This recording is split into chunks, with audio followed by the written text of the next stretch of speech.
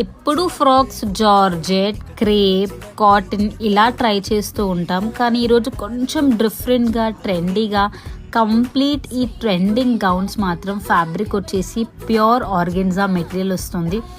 Organza అనగానే చాలామంది అనుకుంటారు చాలా స్టిఫ్గా ఉంటుందేమో, కానీ ఇది ప్యూర్ సాఫ్ట్ ఆర్గెన్జా ఫ్యాబ్రిక్ అనమాట.